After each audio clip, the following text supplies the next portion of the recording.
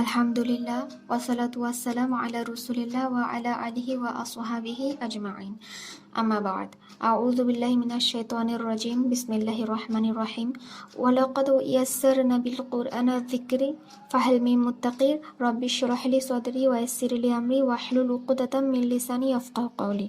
উপস্থিত সকলকে জানাই সালাম, আসসালামু আলাইকুম ওয়া রাহমাতুল্লাহি ওয়া বারাকাতুহু। আজকে আমাদের আলোচনার টপিক ছিল রুকিয়া, অর্থাৎ রুকিয়া সম্পর্কিত প্রাথমিক ধারণা। গত শুক্রবার রুকিয়া সম্পর্কিত প্রাথমিক ধারণা নিয়ে আলোচনা করেছিলেন ডাক্তার তাহমিনা নরিন আপু। তার আলোচনায় যে সমস্ত টপিক সমূহ অন্তর্ভুক্ত ছিল তার মধ্যে হলো সৃষ্টির শুরু থেকে এই পর্যন্ত সৃষ্টির রহস্য, আজাজিল জিন কিভাবে ইবলিশে রূপান্তরিত হলো, ইবলিশের সাথে আদম আলাহিসাল্লামের মধ্যে সম্পর্ক, ইবলিশের সাথে মানুষের সম্পর্ক, জিন জাতির কর্মকাণ্ড কি, রুকিয়া সম্পর্কিত প্রাথমিক ধারণা ও হাদিসের আলোকে রুকিয়া কি, এবং রসুল সাল্লাল্লাহু আলাইহি সাল্লামের জীবনে রুকিয়া সম্পর্কিত কিছু ঘটনা।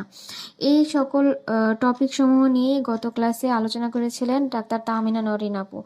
তো বিভিন্ন টেকনিক্যাল সমস্যার কারণে অনেক বোনেরা গত ক্লাসটিতে জয়েন করতে পারেনি এবং আলোচনাটি শুনতে পারেনি। সেই সুবাদেই আজকে পুনরায় এটি আলোচনা করা হলো, যেহেতু আমরা জানি রুকিয়া একটি গুরু গম্ভীর এবং গুরু অর্থাভাব সম্পর্কিত আলোচনা সমূহের মধ্যে অন্যতম।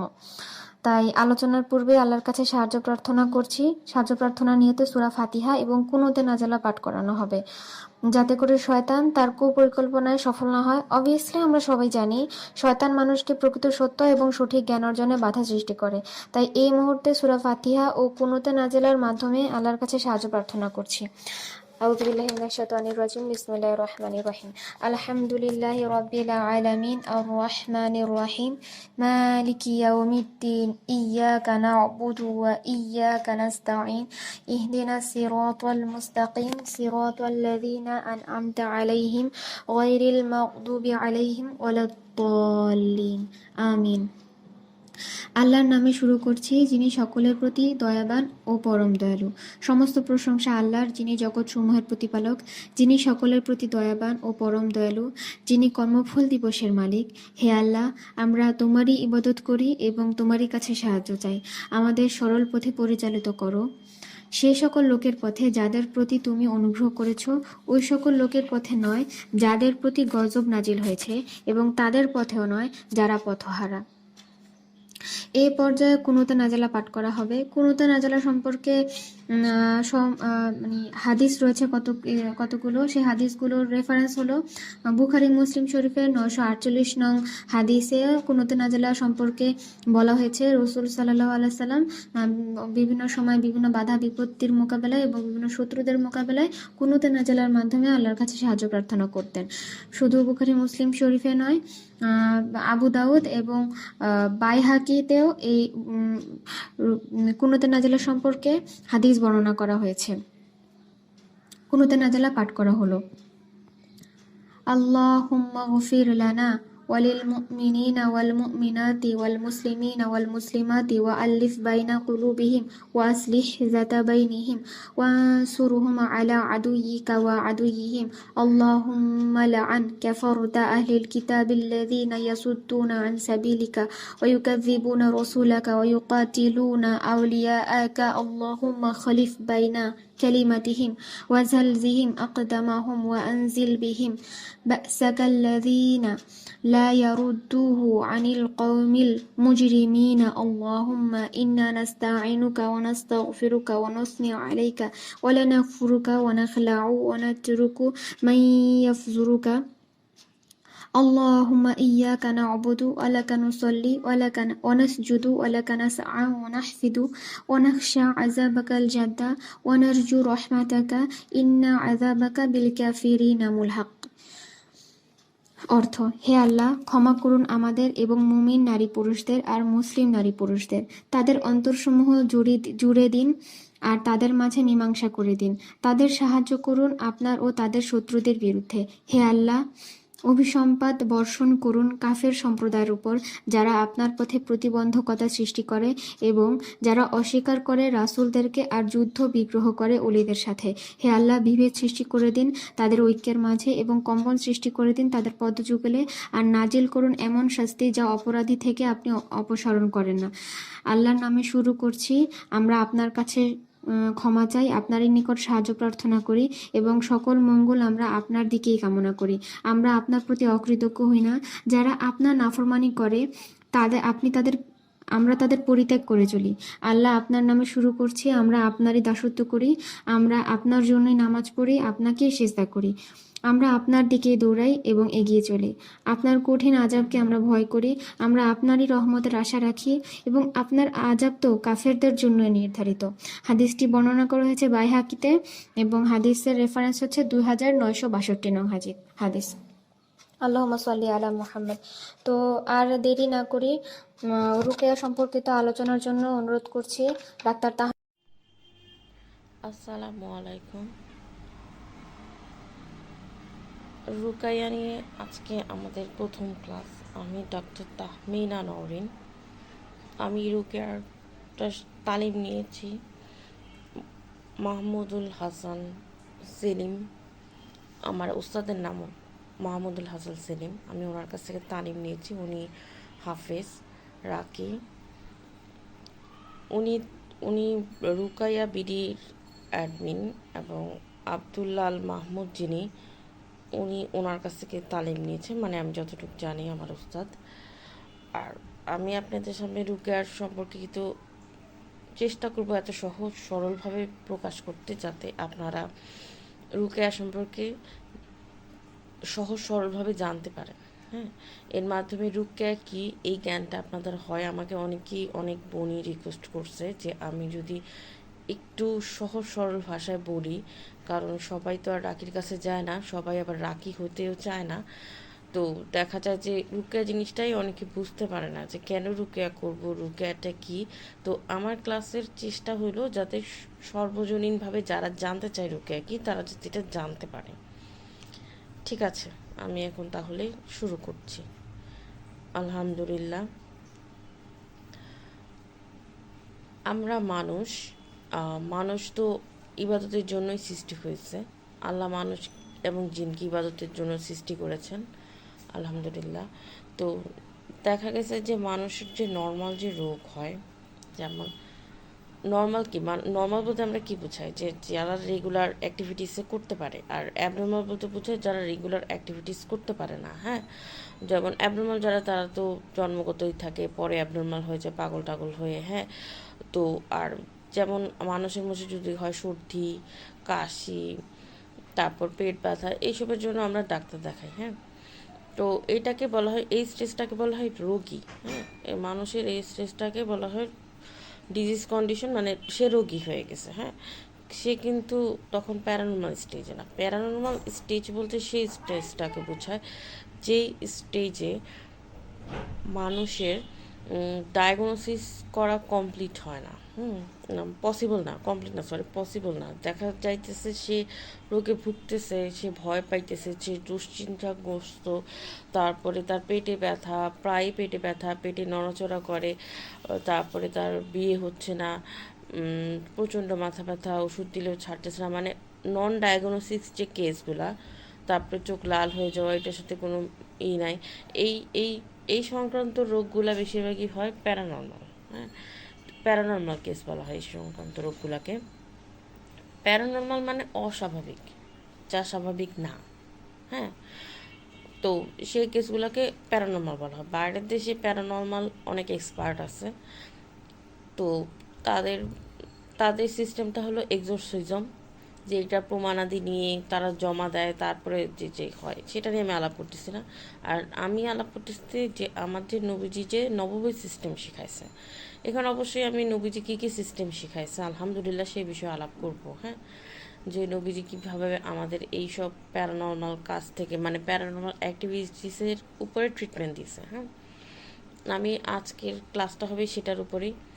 তো নববী সিস্টেম শেখার সেই সিস্টেমটাকেই বলা হচ্ছে রুকেয়া। তার আগে আমরা জানবো যে এই প্যারানর্মাল মানে প্যারানর্মাল ডিজিজ বলতে পারে, প্যারানর্মাল কারণ কিংবা প্যারানর্মাল অ্যাক্টিভিটিস আমাদের সাথে কেন ঘটে, কী জন্য ঘটে, কারণটা কি, যে ডায়াগনোসিস হয় না। তো এই সবই বিস্তারিত আমি একটু একটু করে বলবো ইনশাআল্লাহ। আসসালামু আলাইকুম। এতক্ষণ আমরা শুনতেছিলাম যে রাগ করা মানুষের স্বভাবজাত একটি রোগ। হ্যাঁ, এটা কারো ক্ষেত্রেই হইতে পারে। প্যারানর্মাল রোগের লক্ষণ হতে পারে, পেটে ব্যথা যেমন হতে পারে, সন্তান না হওয়া, বিবাহে বিলম্ব হওয়া, আয় রোজগার কমে যাওয়া, বাগানের গাছগুলো মরে যাওয়া, এগুলো সবই প্যারানর্মাল ক্ষেত্রে হতে পারে। তো কোরআনের একটা আয়াত শুনবো আমরা। তিনি বলেন, এখান থেকে বের হয়ে যাও ধিকৃত ও বিতাড়িত অবস্থায়, মানুষের মধ্যে যারাই তোমাকে অনুসরণ করবে অবশ্যই অবশ্যই আমি তোমাদেরকে সবাইকে জাহান্নাম দ্বারা পূর্ণ করব। মানে এটা আল্লাহ সূরা সোয়াদে বলছে,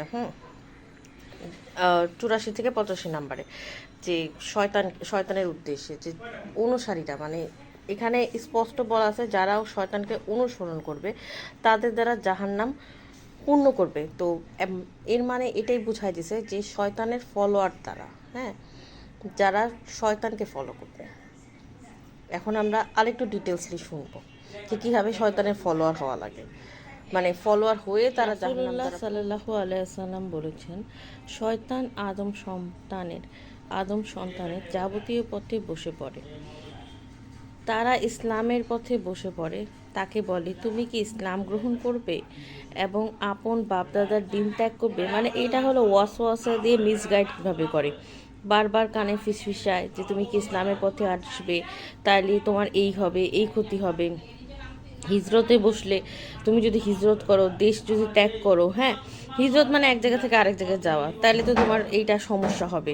তুমি যদি আকাশপথে কিংবা ভূমিপথে যদি কোথাও বাধাগ্রস্ত হও, মানে মারাটারা যাও, আর যদি মুজাহিদ হয় তখন বলে যে তুমি যদি মানে মৃত্যুর ভয় দেখায়। সবসময় শয়তান হলো ভবিষ্যতে সিলেবাস দেখায়, সবসময় ভয় দেখায়, এরপরে কি হবে, ওর পরে কী হবে, এইটাতে মানে সে সব কখনোই স্টাক রাখে, সে সবসময় সুইচ করতে দেয় না। কারণ সুইচিং হিজরত হলো বারাকা, হ্যাঁ, সেই জিনিসটাই করতে দেয় না।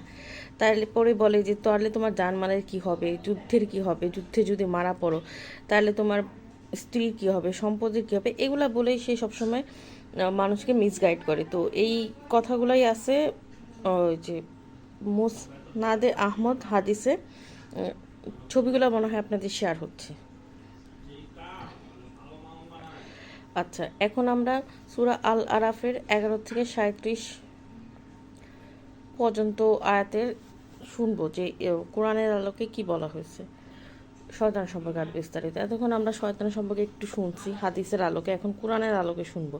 আসলে এই বিষয়গুলো নিয়ে আমাদের ডিপলি রুকার পূর্বে দরকার, কারণ আমাদের এই পথগুলা দিয়ে কিভাবে কিভাবে আক্রমণ হয়, কিভাবে শরীর এবং মস্তিষ্কে তাদের বিচরণ হয়, তো এইটা একটু ডিপলি শোনা দরকার। যে কিছু কথা হাদিসে এবং কোরআন শরীফে বিস্তারিত বলা, সেই কথাগুলাই আমরা নোট করে রাখছি যাতে আমরা আপনাদের বলতে পারি, তাহলে একটু হলেও বোঝা যাবে।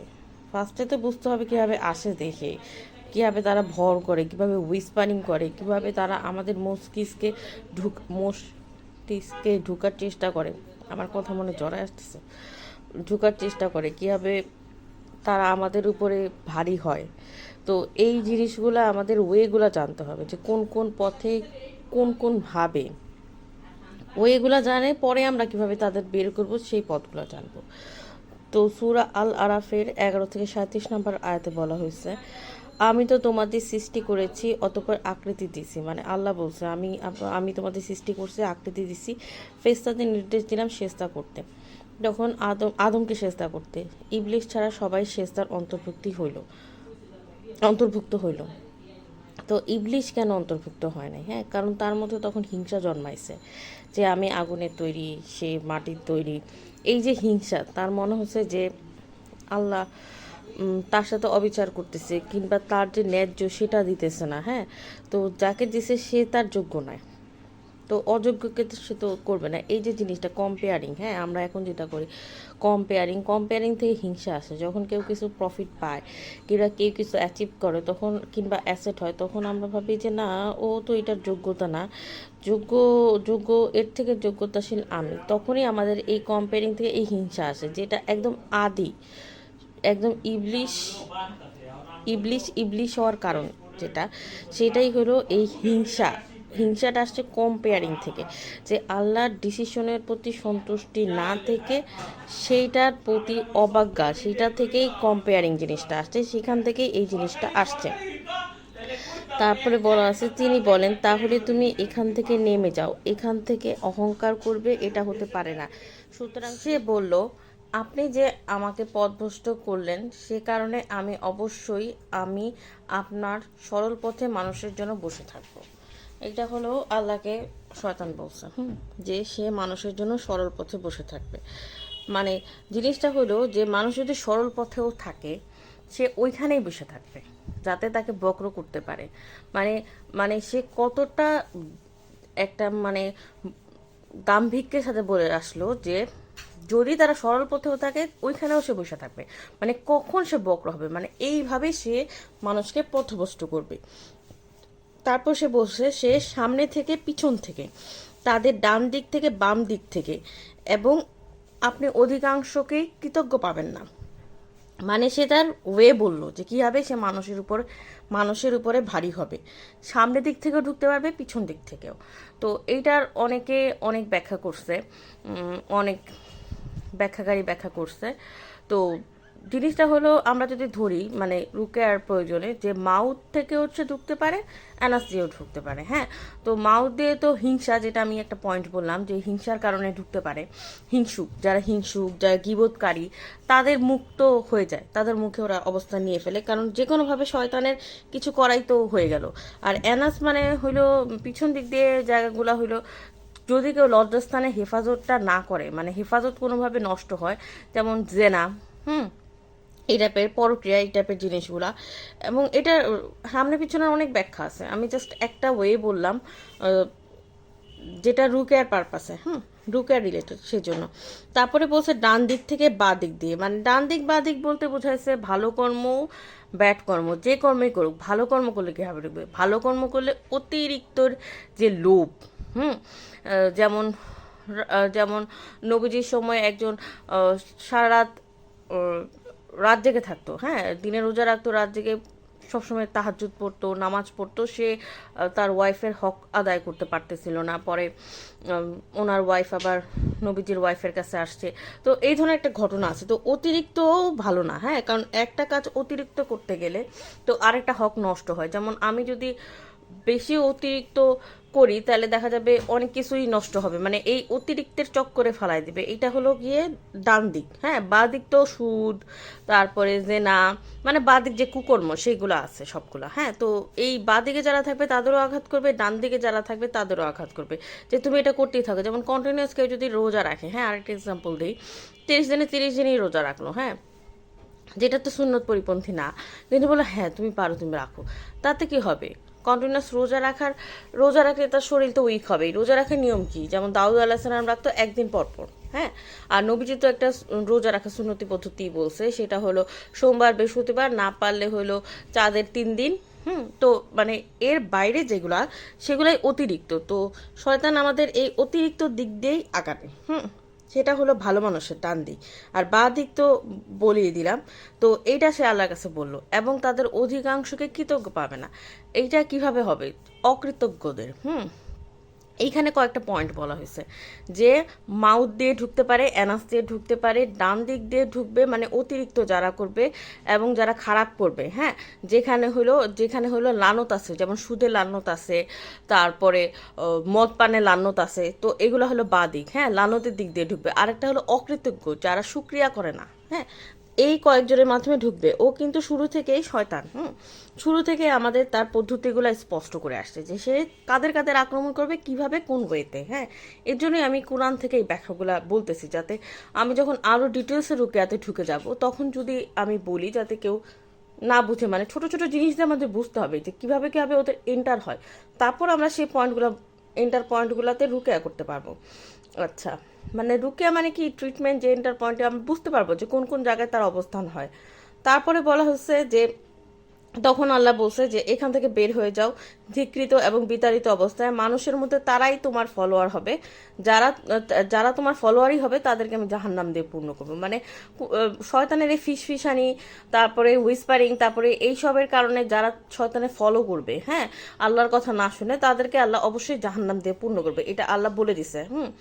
তখন আর আদম আলাহ সাল্লামকে বলছে যে আপনি ওর আপনার স্ত্রী জান্নাতে বসবাস করুন, যা খাইতে ইচ্ছা করে খান, কিন্তু ওই গাছের ধারে কাছেও যাবেন না, তাহলে জালেমদের অন্তর্ভুক্ত হবেন। এটা আল্লাহ সতর্কতা করে দিছেন। তারপরে শয়তান কি করলো, তাদের যে লজ্জাস্থান, হ্যাঁ, গোপন রাখা হলো, এইটা শয়তানের প্রধান অস্ত্র। সে কি হয়, মানুষের উপর কাজ করে। আদিম একদম শুরুতে সে সবার আগে উলঙ্গ করছে, ন্যাংটা, মানে শরীর থেকে কাপড় সরাই দেওয়া সে যে পদ্ধতিটা করে, যে মানে এইটাই তার ফার্স্ট স্টেপ, এবং সে এই মাধ্যমেই মানুষের উপর আসে, হ্যাঁ, কাপড় খুলে দেওয়া। যেমন আমি বলি, গীবত করলে কিন্তু কারো কাজের গুনাহার যে পর্দা সেটা আমরা শেষ করে ফেলি, হ্যাঁ, যে আমরা একজনের মানে কেউ একজন, আমি দেখলাম যে ও একজন মিথ্যা কথা বললো, আমি আরেকজন বললাম ও তো মিথ্যা কথা বলছে, হ্যাঁ, তো এইটা তো ওর সম্পর্কে আমি যে বললাম, হ্যাঁ, ওর গুনাহের পর্দাটা উঠাই দিলাম, কাপড় খুলে ফেললাম। কাপড় খোলা মানে শুধু কাপড় খোলা না, জেনাতে তো কাপড় খোলাই হইতেছে, হ্যাঁ, এইভাবেও কাপড় খোলা। এই জন্য যত ধরনের এই ধরনের খোলা জিনিস আছে সব কিছু দিয়ে শয়তান ফার্স্টে এভাবেই ঢুকে, হ্যাঁ, এই জন্য মাউথ, অ্যানাস, এই জিনিসগুলো আসছে। যেমন কানের কাপড় কিভাবে খোলা, হ্যাঁ, কানের যে একটা পর্দা থাকে, যে এই কান দিয়ে আমি শুধু কোরআনের আয়াত ভালো কিছুই শুনবো, কিন্তু আমরা যখন কান দিয়ে, হ্যাঁ, ইবাদত করি, যেমন শয়তানের ইবাদত, মিউজিক শুনি, হ্যাঁ, তখন কিন্তু কানের ওই লেয়ারটা চলে যায়, হ্যাঁ। তারপর যখন আমরা ফজর রাখতে ঘুমাই, হ্যাঁ, তখন শয়তান তো ফজর রাখতে যারা ঘুমায় তাদের কানের উপর পেশাব করে, তখন ওই লেয়ারগুলো চলে যায়, আমাদের পর্দাগুলা, হ্যাঁ। প্রত্যেকটা জিনিসই আমাদের কিছু ঢাল আছে, হ্যাঁ, প্রত্যেকটা ঢাল যখন চূর্ণ চূর্ণ হয়ে যায় তখনই তারা সেখানে ঢুকতে পারে। মানে গেট যদি ওপেন না হয় তাহলে তো কেউ ঢুকতে পারে না বাসায়, ঠিক না? তো গেট তো ওপেন হতে হবে। তো প্রত্যেকটা অঙ্গের যখন গেটগুলো ওপেন হয়, যেটা আমাদের অদৃশ্য, হুম, তখনই ওরা আমাদের উপর আক্রমণ করে। তার মানে কি, এগুলো আমাদের কর্মই, যে তারা আমাদের উপর আক্রমণ করতে পারতেছে, আমাদের সেই কর্ম থেকে দূরে থাকতে হবে। এবং কিভাবে কিভাবে আক্রমণ করে, প্রত্যেকটা মানুষকে এরকম গোমরাহ করা, হ্যাঁ, যেটা আমরা শুনলাম এতক্ষণ সূরা আলাফের মধ্যে। ও মানুষকে সবসময় পথভ্রষ্ট করে, ধোকা দেয়। মানে ও কখনোই, মানে ওর কাজই থাকে যে সরল পথ থেকে অন্য পথে নিয়ে যাও, বক্র পথে, হ্যাঁ। তো সে মানুষকে বলে কুফরি করো। এরপর মানুষ যখন কুফরি করে তখন শয়তান বলে তোমার সাথে আমার কোনো সম্পর্ক নেই, হ্যাঁ, আমি বিশ্বজগতের প্রতিপালককে ভয় করি, কারণ ওর টার্গেটই তোমাকে জাহান নামে নেওয়া, হ্যাঁ। কিন্তু তুমি জাহান নামে যাবা, তুমি ওর ফলোয়ার, এইটা নিয়ে ওর বিন্দু মাত্র আগ্রহ নাই। সে হি সে যাই হোক, সে তোমাকে পছন্দ করে না, মেয়ের কথা যেটা, হ্যাঁ। আমরা ভাবি যে সোলার ফলোয়ার কাদের হই আমরা, যাদের পছন্দ করি, তো কিন্তু ওরে আসলে পছন্দ করার মতো কিছু নাই। তারপরে অন্যদিকে আল্লাহ বলে, আল্লাহ যুগে যুগে নবী রসুল ও কিতাব পাঠিয়ে মানুষকে সত্য পথ প্রদর্শন করবেন এবং সত্য সহ তাদের সঙ্গে কিতাব নাজিল করলেন, যাতে মানুষ ফয়সালা করে এবং সেই বিষয়ে তারা মতবিরোধ করত। মানে যে বিষয়গুলা নিয়ে শয়তানের সাথে কনফ্লিক্ট হয় আমাদের, সেই বিষয়গুলো যাতে আমরা মানে ক্রিস্টাল ক্লিয়ার হইতে পারি, এই জন্য যুগে যুগে নবী রাসূল পাঠায় আসছে, যে ও আমাদের এই বলে পথভ্রষ্ট করতেছে, ঠিক আছে, তো দেখি আমরা কি করি। এই জন্যই বলছে যে যে কোনো জিনিস, হ্যাঁ, ও যাতে সাকসেস না হয়, এই জন্য কোরআন ও হাদিসের আলোকে আমরা সবকিছু জানবো। কারণ নবী রাসূল আল্লাহ এই জন্যই পাঠাচ্ছে যাতে আমাদের ক্রিস্টাল ক্লিয়ার হয়, কারণ ও আমাদের বারবারই পথভ্রষ্ট করতে থাকবে। যে ডানপথে আছে তাকেও, যে বামপথে আছে তাকে তো নিয়েই গেলেও, ঠিক আছে, এইভাবে করে সে পথভ্রষ্ট করবেই। নবীজি বলছে যে কেউ যখন ঘুমিয়ে পড়ে, শয়তান তার ঘাড়ের পদাদা অংশে 3টি গিঁট দেয় এবং প্রথম গিঁট দিয়ে সে চাপড়ায়, রাত অনেক দীর্ঘ, শুয়ে থাকো। তারপর সে যদি জাগ্রত হয়, আল্লাহর স্মরণ করে, তখন একটি গিঁট খুলে যায়। অজু করলে একটি গিঁট খুলে যায়, অতঃপর সালাত আদায় করলে একটি গিঁট খুলে যায়। যখন প্রভাত হয়, উৎফুল্ল মনে অনবিল চিত্রে সে সকালে উঠে কালিমা ও মানে সে ভালোভাবে সকালে উঠে, যখন সে নামাজ পড়ে। আর যদি নামাজ না পড়ে সকাল পর্যন্ত ঘুমায় যায়, তখন সালাতের জন্য জাগ্রত হয় নাই, তখন শয়তান তার কানে পেশাব করে দেয়, হ্যাঁ। এটা মুসলিমে আছে, ইসলামিক ফাউন্ডেশনে আছে 1078-এ, হ্যাঁ। ছবিগুলো মনে হয় শেয়ার হচ্ছে, হ্যাঁ। তো এমনই হয়। তো তখন ও কানে পেশাব করে দেয়। আমি তো আগেই বললাম যে ওর রাস্তাগুলো এমন যে ও ফার্স্টে ওয়েট করে, হ্যাঁ, ও ফার্স্টে ট্র্যাপ ফেলে, হ্যাঁ, যে গিটগুলা যে দেয়, হ্যাঁ, প্রতিদিনই আমাদের গিট পড়ে, প্রতিদিনই আমাদের খুলে যায় গিটগুলো। যখন চিন্তা করি যে যারা ফরজ নামাজ পড়ে না, ফজর নামাজ পড়ে না, সরি ফরজ না, ফজর নামাজ পড়ে না, তাদের গিটগুলা হইতে হইতে কিন্তু বিশাল হয়ে যায়।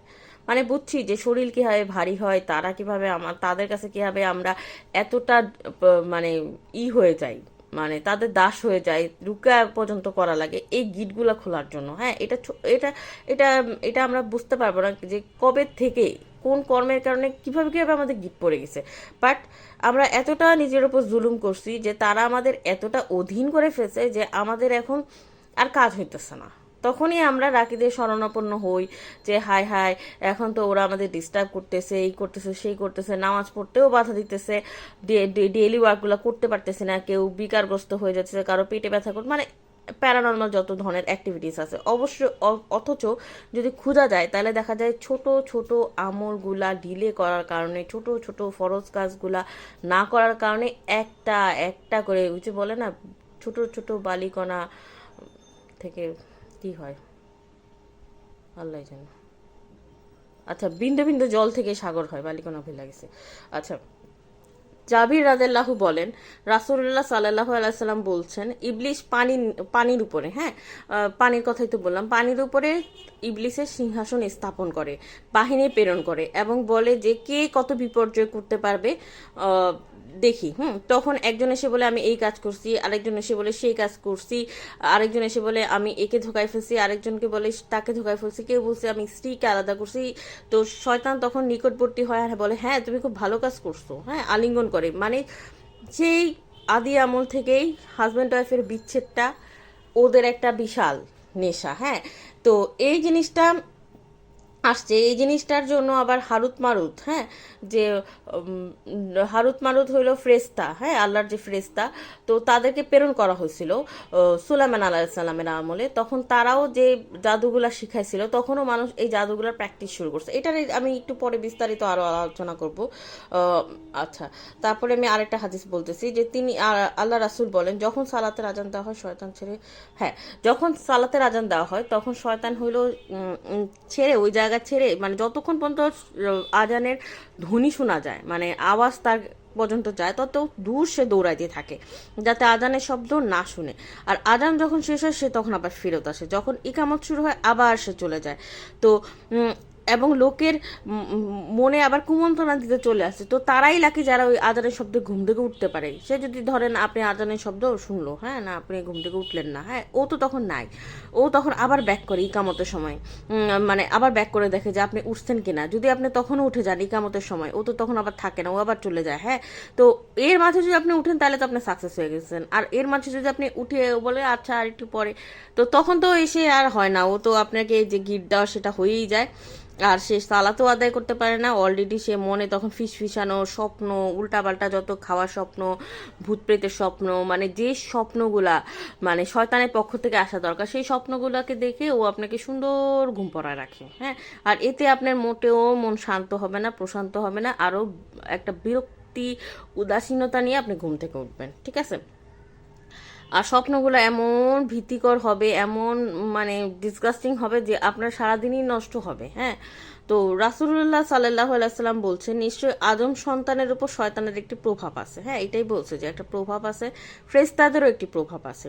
শয়তানের প্রভাব হলো অকল্যাণকর প্রতিশ্রুতি দেওয়া। ও স্বপ্নের মধ্যে এই ধরনের অকল্যাণকর প্রতিশ্রুতি দেয়। ওই যে ঘুমায় রয়েছে, এই জন্যই বলে যে ফজরের আগের স্বপ্নগুলা ভালো, পরের স্বপ্নগুলা শয়তানের পক্ষ থেকে আসে, বিভিন্ন আলেমরা বলে। হ্যাঁ, কারণ ও তো ঘুমায় থাকে মানুষ, তখন তখন তো শয়তান বসে বসে এই স্বপ্নগুলা কানের মধ্যে ফিসফিসায় ফিসফিসায় স্বপ্নগুলা বলে। কারণ স্বপ্নে তো তিনটা মাধ্যম আছে, কিছু হলো আল্লাহর পক্ষ থেকে, কিছু হলো শয়তানের পক্ষ থেকে, কিছু হলো আমাদের ব্রেন নিজস্ব তৈরি করে। হ্যাঁ, জাস্ট বডি রিল্যাক্স করার জন্য শুনবো। হ্যাঁ, যে হাদিস কি বলে। আমরা তো এতক্ষণ শুনলাম যে ইসলামে জিন, তারপরে শয়তান, ওরা কিভাবে মানুষের দেহে প্রবেশ করে, কিভাবে মানে কোরআনের আলোকে, হ্যাঁ, যে কিভাবে কি। এখন কিছুটা ট্রিটমেন্ট আমরা যেমন রুকের জিনিসটা সম্পর্কে হাদিস কি কি বলছে সেটা আমরা শুনবো। আনাস রাদিয়াল্লাহু থেকে বর্ণিত, নবী সাল্লাল্লাহু আলাইহি ওয়াসাল্লাম বলছেন বিষাক্ত প্রাণীর দংশন, বদনজর, ব্রণ সারাতে ঝাড়ফুঁক করার অনুমতি দিয়েছেন। এটা মুসলিম হাদিসে আছে 2196। হ্যাঁ, যে আয়সা রাদিয়াল্লাহু থেকে বর্ণিত, তিনি বলেন রাসূলুল্লাহ সাল্লাল্লাহু আলাইহি সাল্লাম সাপ ও বিচ্ছুর দংশনে ঝাড়ফুঁক করার অনুমতি দিয়েছে। এটা সহিহ বুখারীতে আছে। তো এই যে ঝাড়ফুঁক, এটাই রুকিয়া, মানে এই মানে অনিষ্ট, মানে সৃষ্ট জগতের সৃষ্টি জীবের অনিষ্ট থেকে রক্ষার জন্য ঝাড়ফুঁক রুকিয়া করা যায়। শুধু যে ভূত না তো, সরি, জিন, তারপরে শয়তান, এদের থেকেও না, সৃষ্টি জগতের যে কোনো অনিষ্ট থেকে, যেমন ব্রণ, তারপরে সাপ, পিচ্ছু, এগুলো থেকে রক্ষার জন্য আমরা রুকিয়া করতে পারি। আরেকটা হাদিস আছে যে আবু হুরায়রা রাদিয়াল্লাহু থেকে বর্ণিত, তিনি বলেন একটি বিছা এক ব্যক্তিকে দংশন করলে ওই রাতে সে আর ঘুমাতে পারেনি। নবী সাল্লাল্লাহু আলাইহি ওয়াসাল্লামকে বলা হলো, অমুক ব্যক্তিকে বিছায় দংশন করায় সে গত রাতে ঘুমাতে পারেনি। তিনি বলেন, আহা, সে যদি সন্ধ্যায় উপনীত হয়ে বলতো আউযুবি আউযুবি কালিমাতিল্লাহি তাম্মাতি মিন শাররি মা খালাক, এর অর্থ আমি আল্লাহর পরিপূর্ণ কালামের উসিলায় তার সৃষ্টির অনিষ্ট থেকে আশ্রয় চাচ্ছি, তাহলে বিছার দংশন সকাল পর্যন্ত তার কোনো ক্ষতি করতে পারতো না। এটা আবু দাউদে আছে। তো এটা এটা মানে মানে এই যে মানে মানে যেগুলা আমরা চোখে দেখতে পারি তাদের অনিষ্টর জন্য রক্ষার জন্য হাদিসে এই ধরনের আমলের কথা বলা আছে। আয়সা রাদিয়াল্লাহু থেকে বর্ণিত, তিনি বলেন রাসূলুল্লাহ সাল্লাল্লাহু আলাইহি ওয়াসাল্লাম কোন এক রোগীর নিকট এলে তিনি এই দোয়া করতেন। কোন রোগীর নিকট এলে আসহিবিল বাসা রাব্বান নাস ওয়াশফি আনতা শাফি লা শিফা আন ইল্লা শিফাউকা শিফা আন লা ইউগাদিরু সাকামান, হে আল্লাহর প্রভু, ব্যাধি ও কষ্ট দূর করে দাও, রোগ মুক্তি দান করো, তুমি আরোগ্য দানকারী, তোমার আরোগ্য দানই আসল, যা কোনো রোগকেই ছাড়ে না। তার মানে কি, রাসূলুল্লাহ রুকিয়া পড়তো, দম দিত, ঝাড়ফুঁক করতো, মানে কি, মানে এগুলোর জন্য দোয়া করে দিতেন। হ্যাঁ, রুকিয়া একটা পেট দোয়াই। তো মহানবী সাল্লাল্লাহু আলাইহি সাল্লাম যে দোয়াগুলা পড়ে ঝাড়ফুঁক করছেন, তার যে দোয়া ঝাড়ফুঁক করা হয় সেগুলো সম্পর্কে আমরা আরেকটা শুনবো। যেমন মা আয়েশা বলছে, নবী সাল্লাল্লাহু আলাইহি ওয়াসাল্লাম তার আঙ্গুলে লালা লাগিয়ে রোগীর জন্য এই বলে দোয়া করতেন, বিসমিল্লাহ তুরবাতু আরদিনা বিরিকাতি বাদিনা লিয়াশফা শাকিরা বিজনি রাব্বিনা, আল্লাহর নামে আমাদের এই জমিনে মাটি আমাদের কারো লালার সাথে মিশিয়ে দিলাম, যেন তাতে আল্লাহর প্রভুর নির্দেশে আমাদের রোগীর আরোগ্য লাভ করে। সহিহ বুখারীতে আছে এই হাদিসটা। তো তার মাধ্যমে মানে হলো এই হাদিসগুলোর মানে নবীজিও ঝাড়ফুঁক করছেন। যেহেতু আমি শুরুতেই বলছি কুরআন ও হাদিসের আলোকে যে রুকায়া, যে দলিলগুলা সেগুলা বলবো, সেগুলাই বলতেছি যে মহানবী সাল্লাল্লাহু আলাইহি সাল্লামও দোয়া পড়তেন। এবং অনেকে আমাকে মেসেজ দেয় যে আপু বাচ্চাদের জন্য কি করব। তো আমি এটার বাচ্চাদের জন্য যে আমরা ঝাড়ফুঁক করতে চাই রেগুলার করার জন্য, যেমন নবীজি সাল্লাল্লাহু আলাইহি সাল্লাম হাসান হুসাইনকে করতেন, এবং ইব্রাহিম আলাইহিস সালাম ইসহাক এবং ইসমাইল আলাইহিস সালামকে করছেন, সেই ঝাড়ফুঁকটা বলবো। নবী সাল্লাল্লাহু আলাইহি সাল্লাম বললেন, তুমি তোমার ডান হাতে ব্যথার স্থানে রাখো, এটা না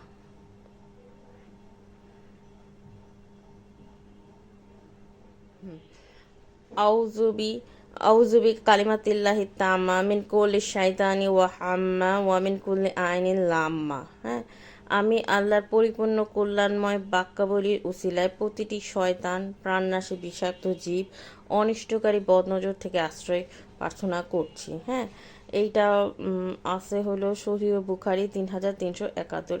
এই ঝাড়ফুঁকের আরেকটা কথা বলি। এই ঝাড়ফুঁক সম্পর্কে বলা আছে, কেউ যদি রোগী কারো ট্রিটমেন্ট করে এই ঝাড়ফুঁকটা দেয়, মানে এই দোয়াটা করে, এটা আমি দোয়ার ঝাড়ফুঁকগুলা বলতেছি, মানে দোয়ার রুকিয়া। হ্যাঁ, রুকিয়া তো অনেকভাবে করা যায়, কোরআনের আয়াত দিয়ে, দোয়া মাধ্যমে, মানে সহিহ যেগুলা। হ্যাঁ, তো বলা আছে যে সে যদি এই আমলটা করে, তো সে যে রোগের ট্রিটমেন্টের জন্য গেছে সেই রোগটা তার কখনো হবে না। এটার ওয়াকেও আমি পরে বলবো। দেখি আজকে ক্লাসটা শেষের পথেই শেষ করে দিচ্ছি আরো কয়েকটা কথা বলে। নবী সাল্লাল্লাহু আলাইহি ওয়াসাল্লাম আমাকে দেখতে এসে বললেন, হুরায়রা থেকে বর্ণিত, হ্যাঁ, জিবরাইল আলাইহিস সালাম ঝাড়ফুঁকের যে দোয়াগুলো আমার আমার নিকট এসেছিলেন, সেই দোয়া দিয়ে আমি তোমাকে ঝাড়ফুঁক করব না? আমি বললাম, হে আল্লাহর রাসূল, আমার পিতামাতা আপনার জন্য উৎসর্গ হোক, হ্যাঁ ঝাড়ফুঁক করুন। তিনি 3বার বললেন, বিসমিল্লাহি আরকিকা ওয়াল্লাহু ইয়াশফিকা মিন কুল্লি দাইন ফিকা মিন শাররিন নাফ নাফাসাত ফিল উকাদ ওয়া মিন শাররি হাসিদিন ইয়াহসাদ। আল্লাহর নামে তোমাকে ছাড়ছি, আল্লাহ তোমাকে আরোগ্য দান করুক তোমার ভেতর সমস্ত রোগ থেকে, সমস্ত নারীর অনিষ্ট থেকে, যারা গ্রন্থিতে ফুৎকা দেয় তাদের অনিষ্ট থেকে, এবং যে হিংসা করে। তার মানে কি, নবীজিকে জিবরাইল আলাইহিস সালাম ঝাড়ফুঁক করছে, মানে রুকিয়া করছে। সেই রুকিয়া আবার নবীজি তার উম্মতদের করছে। মানে কি, মানে হলো এই সিলসিলা আল্লাহ প্রদত্তই। যে দোয়ার মাধ্যমে, ঝাড়ফুঁকের মাধ্যমে আল্লাহর কাছে দোয়া করা, যে এই জিনিসগুলা, প্যারানর্মাল যে জিনিসগুলা, সেগুলো যাতে ডিলিংস হয় এভাবে, হ্যাঁ, দোয়া করা। এটার আরও দলিল আছে। আরেকটা আছে যেটা প্রসিদ্ধ, যে ব্যথা যখন থাকে তখন নবীজি বলছে যে ডান হাতে ব্যথার স্থানে রেখে আউজু আউজু বি ইজ্জাতি ওয়া কুদরাতিহি মিন শাররি মা আজিদু ওয়া উহাজিরু, হ্যাঁ, মানে আল্লাহর নামে আমি আল্লাহর অসীম সম্মান ও বিশালতার ক্ষমার উসিলায় আমার অনুভূত এই ব্যথার ক্ষতি থেকে আশ্রয় প্রার্থনা করছি। এটা মুসলিম হাদিসে আছে, হ্যাঁ। তো এই হাদিসগুলা থেকে বোঝা যায় যে অ্যাকচুয়ালি নবীজি সাল্লাল্লাহু আলাইহি সাল্লাম, মানে উনিও ঝাড়ফুঁক করতো, ওনাকেও জিবরাইল আলাইহিস সালাম ঝাড়ফুঁক করছে, এবং ঝাড়ফুঁকের চর্চাটা উনি ওনার উম্মতদের মধ্যে রাখতে বলছে, ছড়া দিতে বলছে, যেহেতু এই হাদিসগুলো আছে, হ্যাঁ। তো আসলে রুকেয়াটা কি? রুকেয়া অর্থ হলো ঝাড়ফুঁক করা, মন্ত্র পড়া, তাবিজ, কবজ, মাদুলি সবই, হ্যাঁ। কিন্তু এটার মধ্যে ব্ল্যাক ম্যাজিক আর গুড পার্থক্য আছে। যেমন ঝাড়ফুঁক কুফরি কালাম করেও করা বলে, কিন্তু এটা নিষিদ্ধ ইসলামে, হ্যাঁ। এটা বিস্তারিত আলাপ আমরা শুনবো, ভালো খারাপের আলাপ শুনবো, আমরা ভালো রাকির আলাপ শুনবো, খারাপ যারা, হ্যাঁ, কোরআনের মাধ্যমেও জাদু হয় সেটাও আমরা জানবো, হ্যাঁ। কেউ যে আয়াত গড়গড় করে বললো তাই যে সে আসলে ভালো রাখি না, এটার মাধ্যমেও জাদু হয়, হ্যাঁ। এবং এই জন্যই রুকিয়ার প্রকারভেদ আমরা জানবো যে কিভাবে করে। নবীজি যেগুলো করছে সেগুলাই সহি, যেটা ডকুমেন্ট আছে ইসলামে, যে হ্যাঁ এইটাই, হ্যাঁ, সেটাই সহি। যেমন আয়াত দিয়ে, তারপরে দেখা যায় যে দোয়া দিয়ে, সেটা কুফরি কালাম যেগুলো, সেগুলো আসলে ওয়েটা ভিন্ন, হ্যাঁ। সেটাই আমরা কিভাবে বুঝবো সেটারও বলা হবে আগামী ক্লাসে। রাসূলুল্লাহ কি বলছে? রাসূলুল্লাহ বলছে রুকিয়াতে যদি শিরক না থাকে তাহলে কোনো সমস্যা নাই। এটা সহিহ মুসলিমের হাদিস। মানে তোমার রুকিয়া যদি শিরক যুক্ত না হয় তাহলে সেই রুকিয়াতে, সেই ঝাড়ফুঁকে কোনো সমস্যা নাই, সেটা যা দিয়েই তুমি ঝাড়ফুঁক করো। আচ্ছা, আজকের ক্লাস এখানেই শেষ হলো। এটা প্রথম ক্লাস, কেমন লাগলো সবাই কমেন্ট আকারে দিতে পারেন। আমি আসলে জুমে এই ক্লাসটা নিয়েছিলাম গত শুক্রবার দিন 8টা থেকে 9টায়। যারা জয়েন করতে পারে নাই তাদের রিকোয়েস্টে আমি ফেসবুকে নিলাম। তো ফেসবুকে কীভাবে আসলে লাইভ করে আই ডোন্ট নো, তো আসলে আমি তো করি নাই, অত আমি বিজ্ঞ না। তো আমি রেকর্ডেড ভিডিওটা দিলাম। তো কারো যদি জিজ্ঞাসা থাকে কমেন্টে লিখতে পারেন। আর নেক্সট ভিডিও ইনশাল্লাহ চেষ্টা করবো জুম থেকে ডাইরেক্ট ফেসবুক লাইভ দিতে। আর যদি না পারি তাহলে এইভাবে রেকর্ডেড ভিডিও করব, যেহেতু আপনাদের এত ইচ্ছা। আর এটা তো কোরআন হাদিস, তো আমারও ইচ্ছা যে আমি মানুষকে কিছু জানাই। আসসালামু আলাইকুম। আসলে নবীজির ঘটনাটা বলা হয় নাই, নবীজির উপর যে জাদু করা হয়েছিল ওইটাই মিস হয়ে গেছে। তো আমি চিন্তা করলাম যে শেষ করার আগে একটু বলে যাই, এটা বলে শেষ করি। জাদু যে সিহরতে ইসলামে নিষিদ্ধ, হ্যাঁ, জাদু। তো নবীজির উপরেও জাদু করা হয়েছে। ঘটনাটা বর্ণনা করা হয়েছে যে লাবিদ ইবনে আসাম যে একজন আছে ইহুদি, তো উনি হলো নবীজির উপর জাদুটা করছিল। তো একটা কূপের মধ্যে চিরুনি, চুল এগুলো সব গিট দিয়ে লুকা রাখছে, যাতে নবীজির উপর একটা ইন্দ্রজাল হয়, মানে একটা ভ্রম সৃষ্টি হয়, হ্যাঁ, যে উনি যা করতেছে, উনি যা করে নাই তা ভাববে করছে, আবার যা করছে তা ভাববে করে নাই, হ্যাঁ। এর প্রভাব নবীজির উপর শারীরিক ও মানসিক কষ্ট অনুভব করছিল, কিন্তু এর কারণে ইসলামে ডেলি রুটিনে কোনো ক্ষতি হয় নাই। তো স্বপ্নে ফ্রেশতারা ওনাকে এসে এই সম্পর্কে অবহিত করছে, হ্যাঁ।